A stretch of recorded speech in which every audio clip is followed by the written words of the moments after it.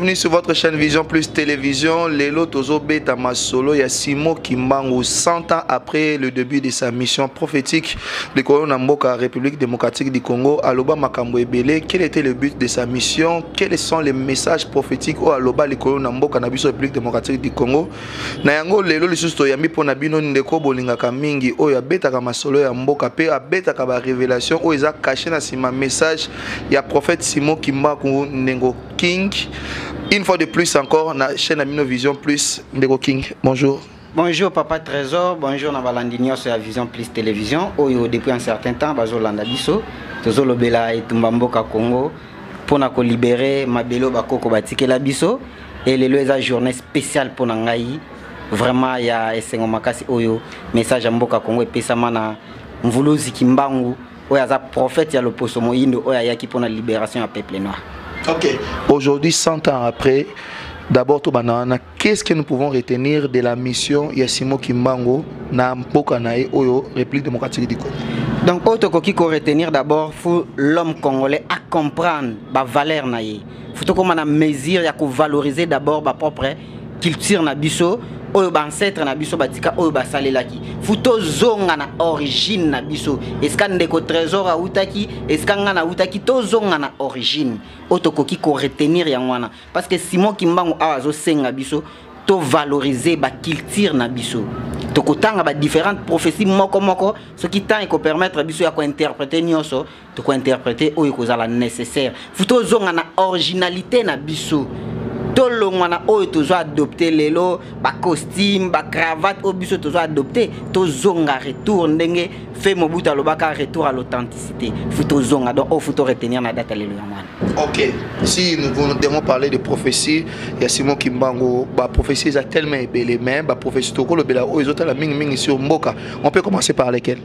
Bon, d'abord, na lina bandana spécial Simon Kimbangu, otozo le bela lelo Simon Kimbangu fubat baeba azanani lelo toza le 6 avril 2021 ndenge moko na 1921 Simon Kimbangu abanda ministère nae na guérison ya une fille oyo laki ko souffrir na maux de tête et Simon Kimbangu a prié ki pona ye azwaki guérison eza mukolo abanda ministère nae le 6 avril 1921 de abanda ki musala et après ça ba différents messages pour Mboka Congo otozo tanga tout à l'heure prophétie à 1944 nini aloba pour na 4e président prophétie à l'édit septembre nakimaza donc tout makambu sur Simon Kimbangu aloba tozo tanga prophétie moko et puis to interpréter yango comment ekokisami tout le monde a aussi prophétie à minembo comment Simon Kimbangu aloba déjà après ça révélation nango ke Mboka wana parti wana ekokota na ba désordre wana tokomona yango nini aloba et batu nino bazala déjà ciblé na kati kuna parce que Congo est un pays moko mystère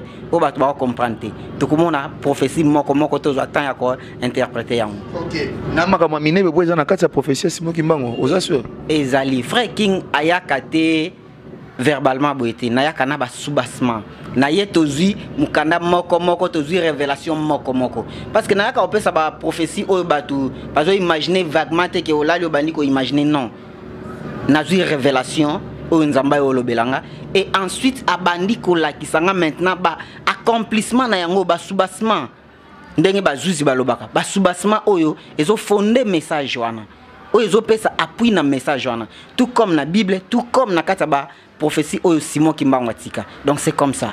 OK, nous commençons par la prophétie de 1944. OK. Qu'a-t-il dit?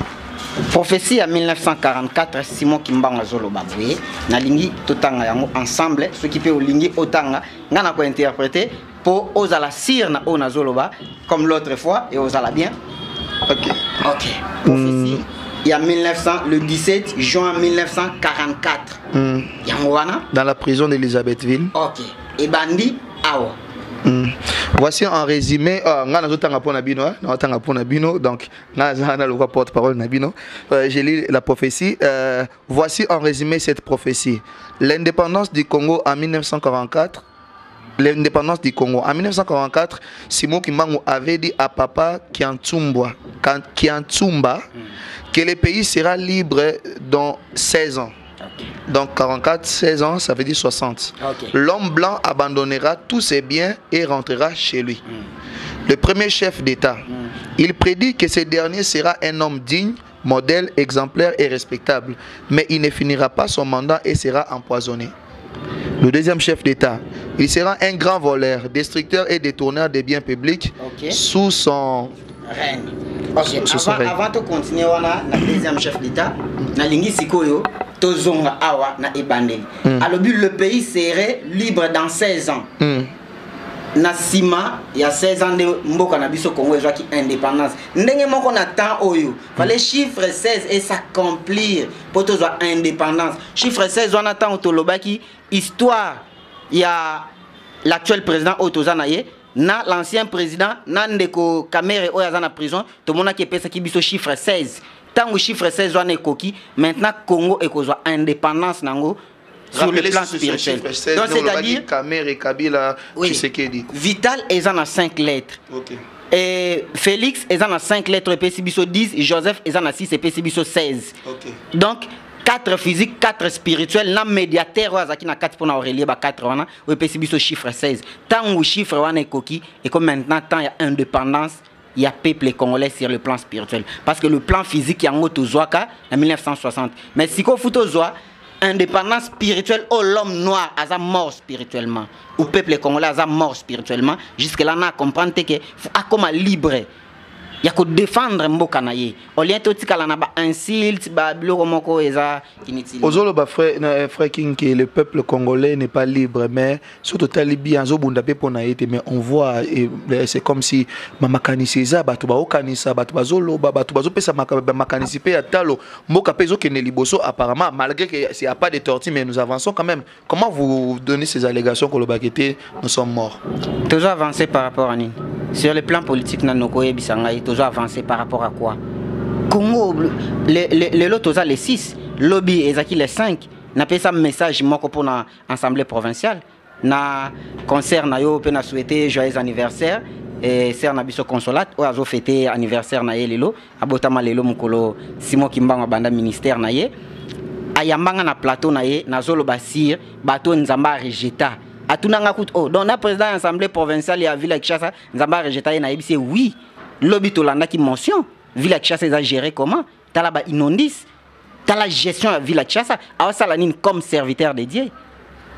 Pour na reconduire pour na motion concernant le gouverneur, bazo ça l'anime rien du tout, ça va reconduire par la corruption. C'est par la corruption, c'est ça le Congo.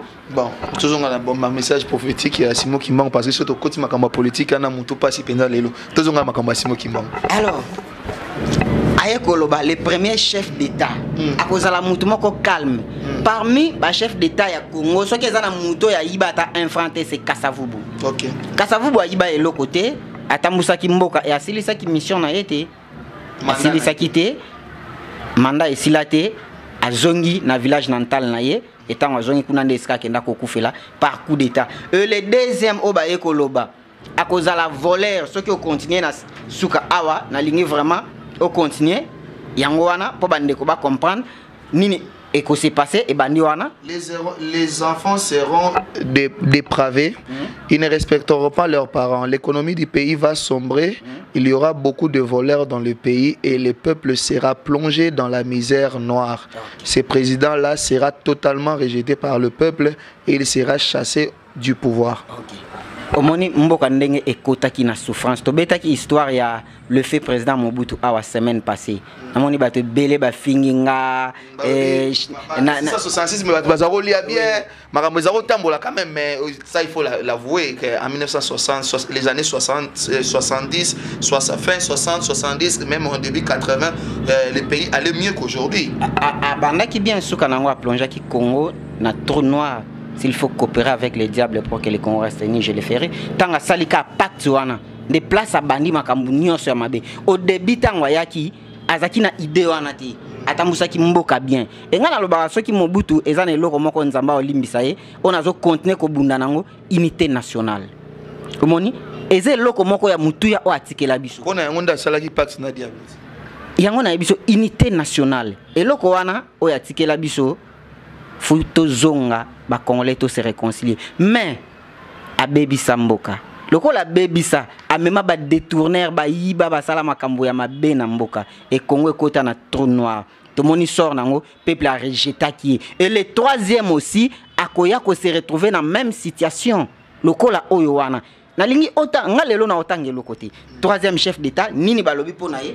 Oya mi balé peuple a rejeté ye. Ya mi sa tu peux to komona ezana ni ndenge ni peuple a rejeté ye aussi. Le troisième chef d'État, ce dernier ne fera pas longtemps au pouvoir.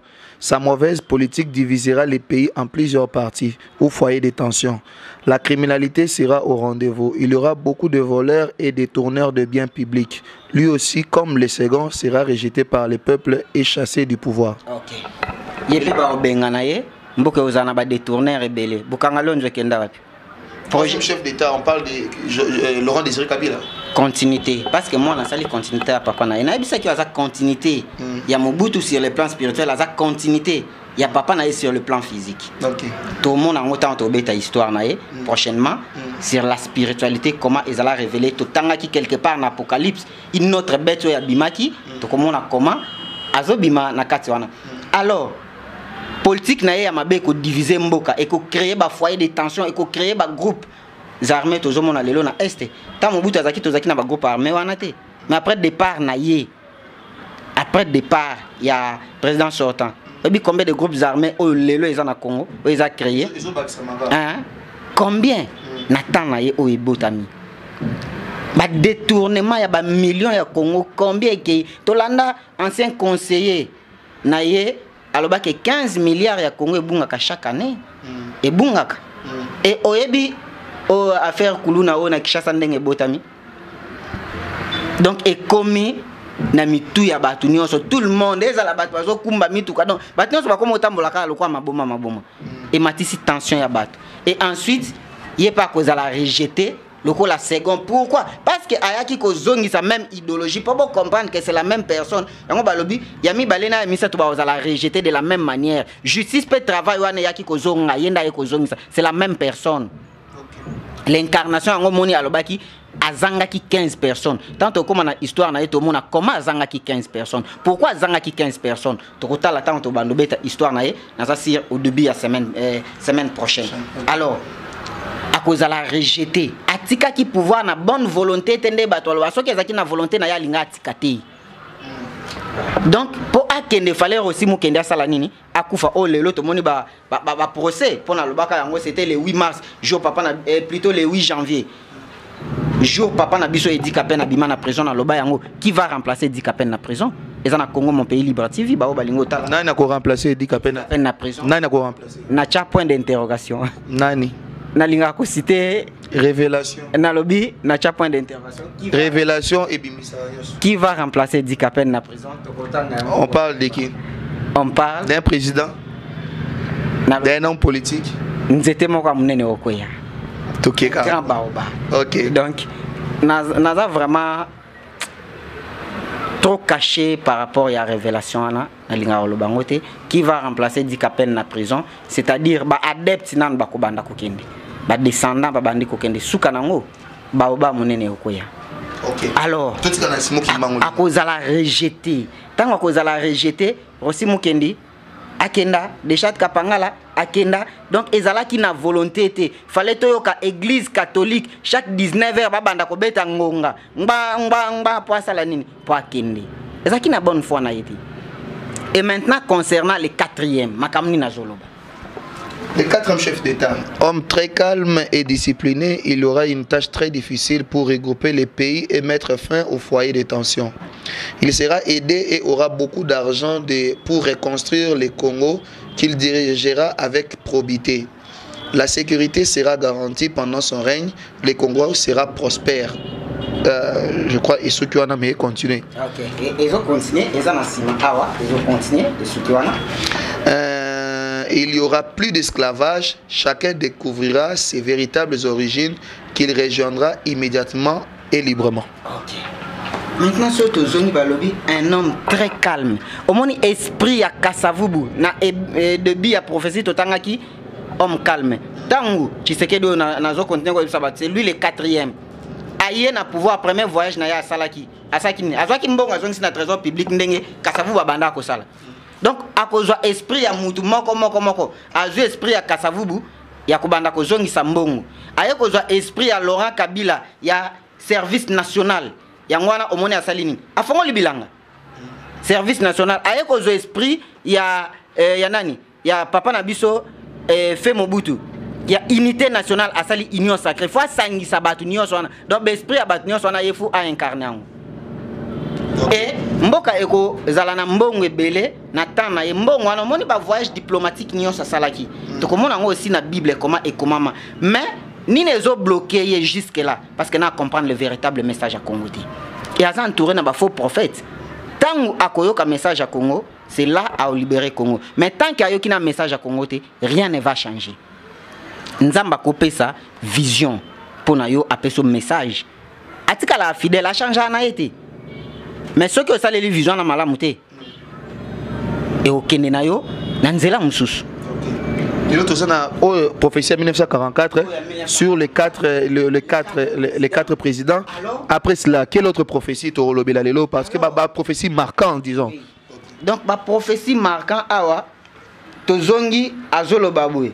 Il faudra une longue période pour que l'homme noir accueille sa maturité spirituelle. Donc ekozwa biso tango mulai po mutu mwindu azwa conscience ya bomoto na ye. Lelo na yaka wa chaque fois tozo sala émission na yozo ya manga moyebi batu kombe bazo finga ngai. Po ozo yebisa batu kaka eloko yo eza pour intérêt na bango.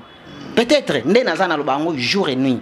Na yaka na ba moyen nanga na futaka transport nanga eza na mutu moko ta pesa nga même 50 francs. Et nazaka na taya osenga ngote pe na osenga kate. Mais maturité spirituelle, maturité aux Olobana, les peuples noirs prient beaucoup.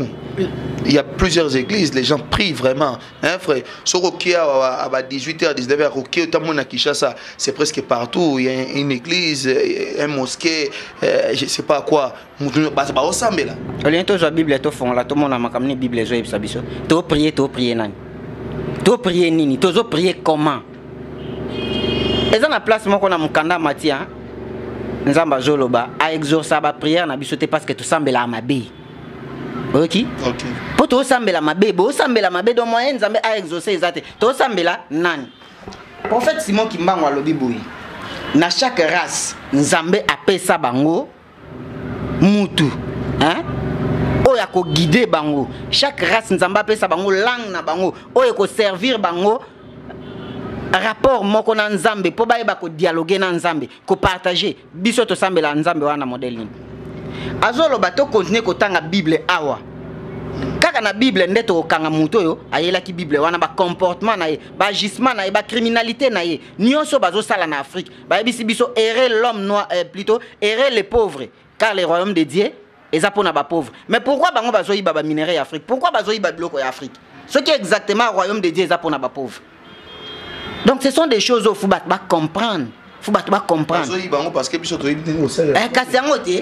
parce que nan tozu maturité na bisoté. Tant to ko zonga ndeko trésor ayeba origine na yende na lobaki ne bandeli. Oyeba origine na yo o uta wapi ba ancêtre na yo ba banda o sala ni. Net nga ba koko na nga bazaki ba forgeron. Oyebi ke na kenda ti na village nantal na ngai. Ko luka les vraie histoire ya ba ancêtre na nga ligne na biso bandi wapi koko na nga uti wapi ba uta wapi ti. Il est là kazana simakuna est-ce que oyi mo kala bino ayi bien ngodi Simon Kimbango zolo ba quelque part awa enseignez à vos enfants vos langues maternelles wana kutu na Kinshasa ba bango tapa baluba ne balakisa bana na bango munoko apa baluba vraiment ba papa baluba vraiment félicitations coup de chapeau mais ba Congo ba misu banani bangala bon to binga ngala baluba kali ngala mais allo bela biso ki mbuza allo bela biso. La génération du Congo perdra tout. Elle sera embrouillée par des enseignements et des principes moraux pervers du monde européen. Les générations du Congo à perdre, à l'embrouiller. Est-ce que moi, je langue nantal na ye? Et pas absolument ils a garanti.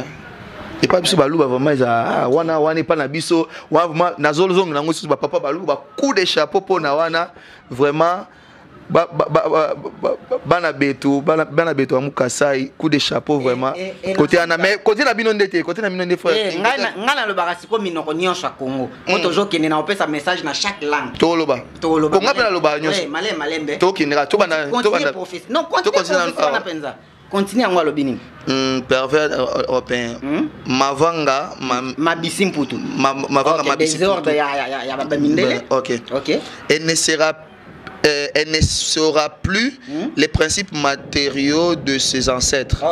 Elle ignorera sa langue maternelle. Alors je vous exhorte de ne pas négliger ni mépriser vos langues maternelles.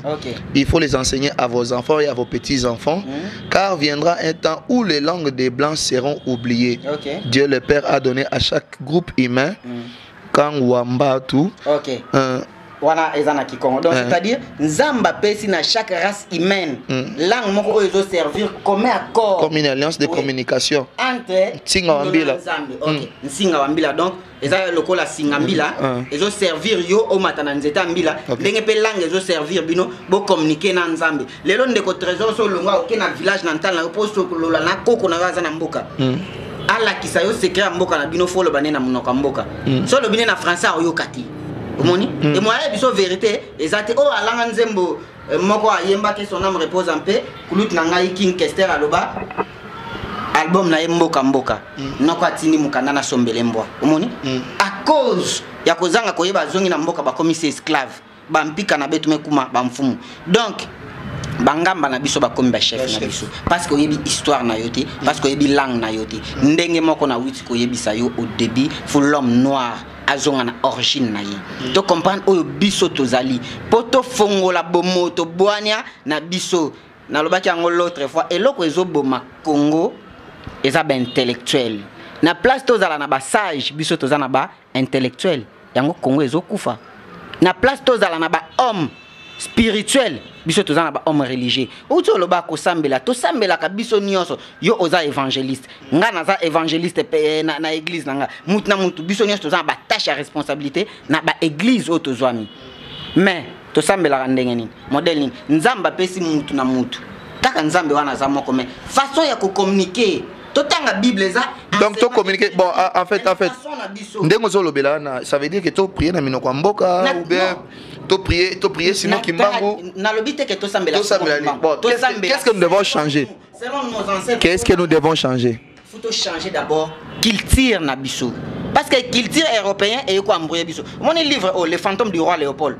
to kotanga prochainement histoire ya Léopold II beaucoup mona comment ba obliger biso to changer même ba tenir auto za nango bilamba na biso pour ba gagner kaka colonisation en Afrique tant au monde parmi bato ba boma Congo Léopold II azana kati David Livingstone azana kati Stanley azana kati Diego Kawa azana kati parmi bato ba boma Congo et ba ya ba kuta déjà Congo et Zala déjà na 42 rois à l'époque mais bazaki diriger na monarque moko ouais banda ko diriger les royaumes Congo tant to beta histoire wana to koyeba avant 1350 déjà les Congo existait ezaki na royaume na 1350 Congo ezaki na royaume o ezaki diriger na un monarque auto mona ko mona prochainement ceux qui nzamba sungi biso OK alors mais c'est comme si na ba classe wa tant que ça biso ba Charlemagne ba conquête nani mais par exemple histoire ya Afrique ils en a place vraiment bazo tangisa biso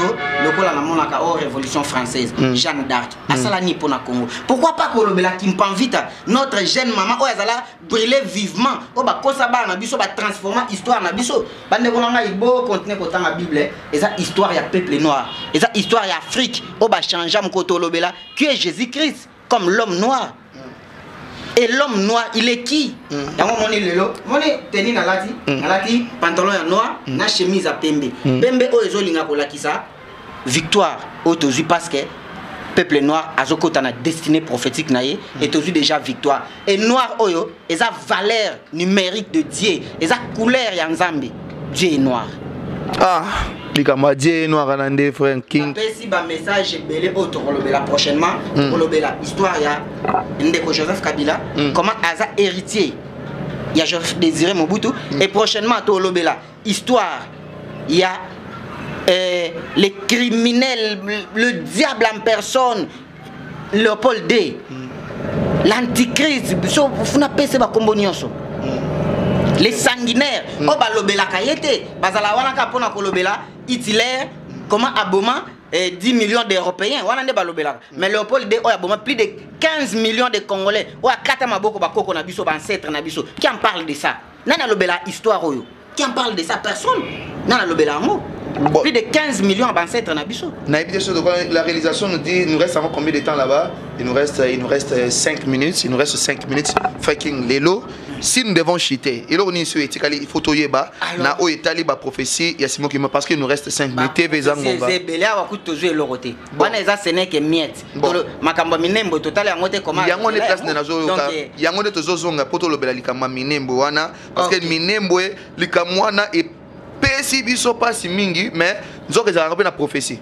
Awa alobi il faudra une longue période pour que l'homme noir accueillir maturité spirituelle naïe.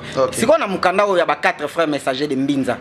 Na prophétie à 1978 balobanin. Yoka tozwa message à 4 frères messagers de Mbinza awa. Na 1978. Na 1978. Sir Minembwe.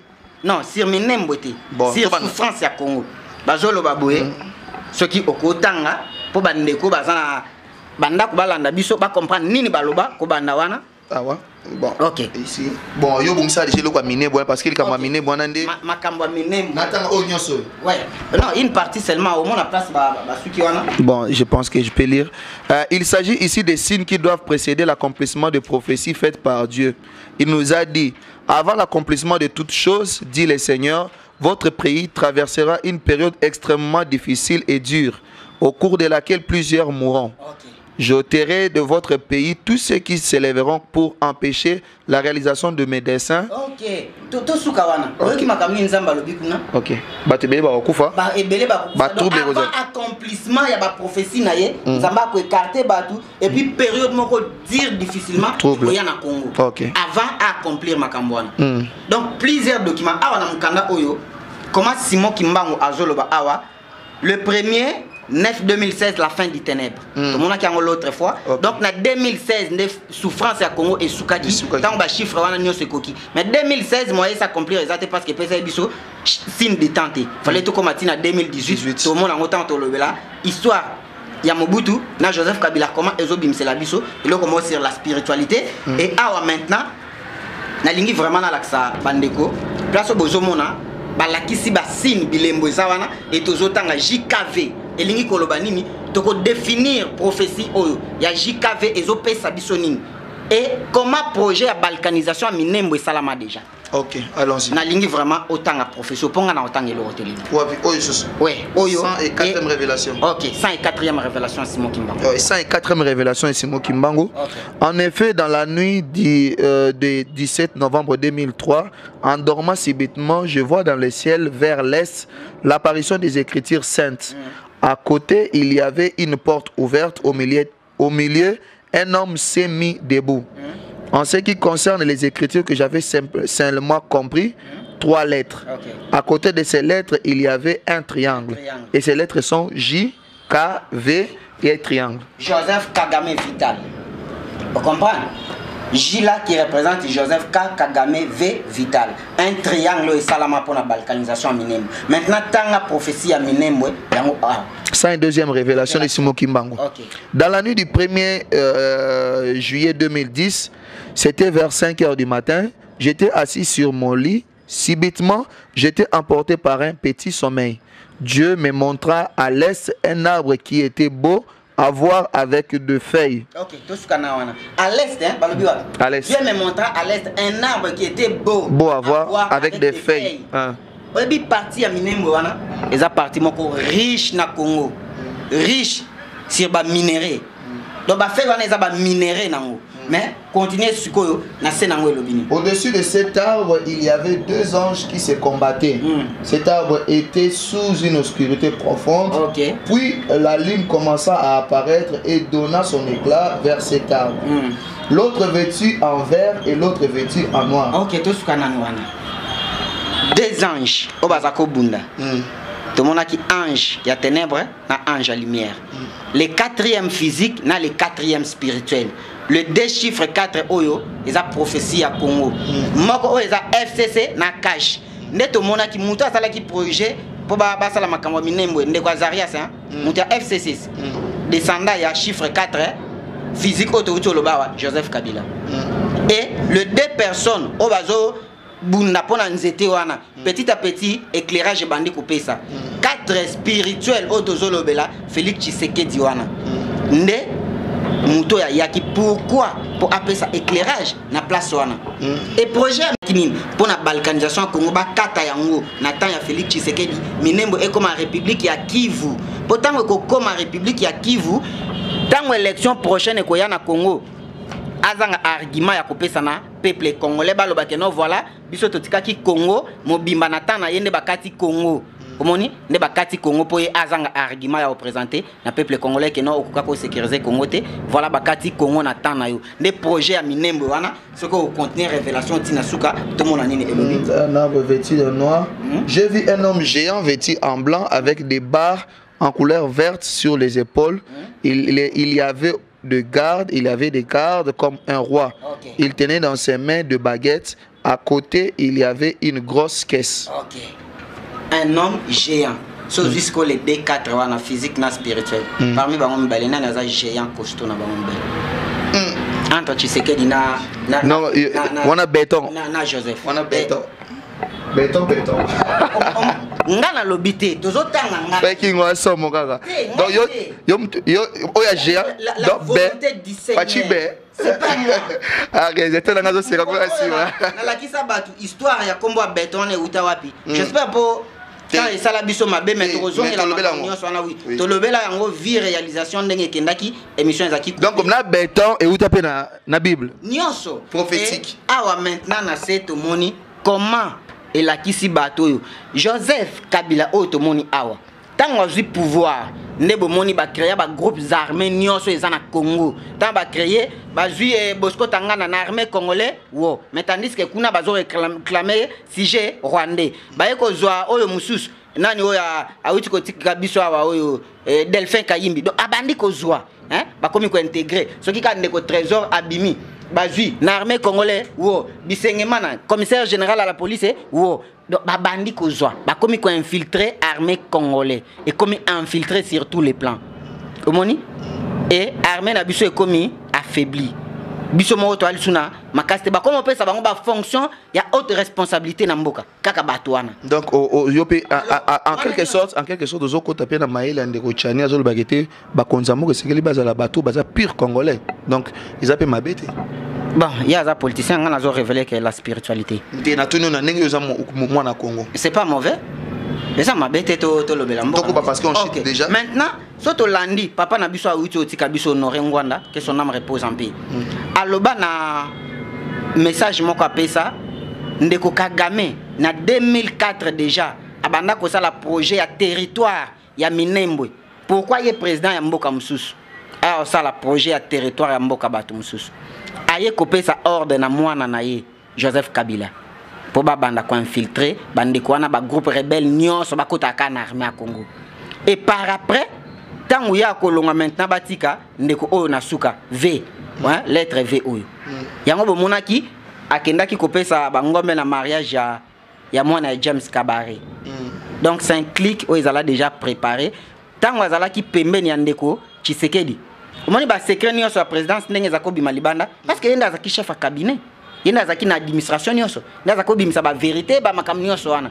etango alongwe lelo yango moni souci to pasi ya ba ndeko na biso ya FCC ezande wana parce que za ki pion majeur na bango place wana donc c'est comme ça la révélation dans le belaka Congo ba vision o ezala parce que Congo est un pays prophétique vouloir ou pas so bato lobi comment frère King serviteur de Dieu le bela plus sur la vie politique du Congo na sa politicien té toujours la Bible totanga tout monde a rôle ya sentinelle et zanini et ba comprendre de l'OTAN les sous été comme si ça déjà tu déjà na 1 minute déjà ba ça biso OK ata pendant 1 minute totanga makomi et yebisi biso nini mukanda ya Ézéchiel ezo yebisa biso nini Ézéchiel Ancien Testament ouais Ancien Testament Ézéchiel 33 ande ko bali misanga momuke Ézéchiel qui est 33 écriture ya mwana yebisi biso nini On a rôle de sentinelle. Tu bandika dans deuxième verset wana. Fils de l'homme, parle aux enfants de ton peuple et dis-leur, lorsque je fais venir l'épée sur un pays et que le peuple du pays prend dans son sein un homme et établit comme sentinelle, si cet homme voit venir l'épée sur le pays, sonne de la trompette et avertit le peuple, et si celui qui entend le son de la trompette ne se laisse pas avertir et que l'épée vienne les surprendre, son sang sera sur sa tête. Ok. Est-ce que batu balingi ngana zo souffrance ya ba congolais tant nzamba révéler nga makambo na bombango? Non. Tant que sentinelle ozo on a trompette oyo, ba quatre frères messagers de Mbinza bachi a na ouvrage oyo. Nazo sonner trompette comme messager ya Nzambe. Tozui au commencement c'est déjà là aux déjà malobana suka tala kuna ozolo ba pe maloba pa suka mama. Ezana ndeko moko oyo Nzamba ya kopesa ye vision Noé. Abise sala masuwa. Ba sala masuwa bengi batu baboyi. Boya tokota na masuwa batu baboyi. Metango Nzamba bandi ko boma mokili, batu bakomi kolanda Noé afongola masuwa. Ndenge moko. Lelo nazo ganga nazo sepumone nazo loba batu bazoyo kati. Batu bazo finga ngai. C'est tout à fait normal ba finga nga bolimbisa nga nazo verser moko ya suka pona yebisa bandeko oyo. Oui, télévision eza ngonga. Verset on a obligé kana tangango. Ézéchiel 2, le troisième verset et le Bible. Il me dit, fils de l'homme, je t'envoie vers les enfants d'Israël, vers ces peuples rebelles qui se sont révoltés contre moi, et leurs pères ont péché contre moi. Donc je t'envoie vers un peuple rebelle. C'est tout à fait normal, batuba finganga. Parce que je sais, depuis le commencement, papa na biso, sumuka ba binela pouvoir, otolobaki l'autre fois, ndenge moko ti lelo, biso pe toza ba rebelle. C'est tout à fait normal ba finganga, nzamba pambola bango, a bénir bango apesa bango sous sagesse na intelligence, abakisa bango bangir pour bango des force ya prière nanga. Bangir na bango ndezo pesa nga force na kendo sambela, na lukanzambe pour révéler nga ba vision ya Congo. Makambo eze belé otokolobela la semaine prochaine. Merci vraiment Nayo oyo yambaki ngai. Merci na bandeko nyonso bazo sepela kolandanga depuis un certain temps et nazo continuer ko senga na bango ba s'abonner aussi na Congo mon pays Libre TV. Oza moi chaîne moko ya archive na créa eza chaîne na bino sur YouTube Congo mon pays Libre TV eza wana bo s'abonner tozala ebele bo s'abonner na Vision Plus télévision oyo continuer ko yambanga jusque là et onyo salingo contacter frère King na plus 243 84 76 98 308 ou soit na compte Twitter nangai Frère King de Kikobo ou na adresse Gmail nanga de King de Kikobo 2020@gmail.com et ba onyo so balingo ya na église eza na avenue Louvois 266 na commune Lingwala ou kambami na révérend pasteur Paul Malouzei mon père spirituel et le pasteur Daniel Yamba église ya communauté ya ba quatre frères messagers de Mbinza ba oyo Nzamba ya kolobela bango le 18 août 1978 pour na mboka Congo to continuer bitumba mboka Congo. Benjir na bino ezo lembisanga te ezo fortifier nga ezo révolter nga kutu so boye bité bo continuer au finga na pesi bino beaucoup de chance Nzamba bakisa bino sagesse vraiment ya Benjir. Merci beaucoup na lingi bino mingi parce que na linga Congo na mboka msuta pa Congo et tumbalanga ezaka Congo ezala libre mboka oyo bakoko batikela biso ezala libre. Merci beaucoup frère King. Merci. On vous retrouve très prochainement la semaine prochaine. Namakambo Lobby Oyobo, on va parler de Joseph Kabila, on va parler aussi d'autres prophéties, des révélations pour Nambo Kanabiso République démocratique du Congo. Merci. Balanignon sur Vision Plus télévision pour naler l'autre Sukiwana, un peuple qui ignore son histoire, c'est un peuple mort et c'est une histoire Nabiso Peto Babisika ni Touti wapi Toza wapi Peto Kene wapi Ponzela Nabiso Zala Kufungwama. Ce que vous savez là qui est une émission Oyobo, merci pas Hilaire Clark Nyon Kawazaki na prise de vie et na montage. Merci na grande équipe Nyon sur Vision Plus télévision pour nanga na kuta na bino na numéro mususu na esengo moko entre temps bobosa na te aimer liker partager émission ba suggestion ba message na bino pourquoi pas ba proposition na bino tozo zela ngo na numéro ezo le kana setando yeke na bino.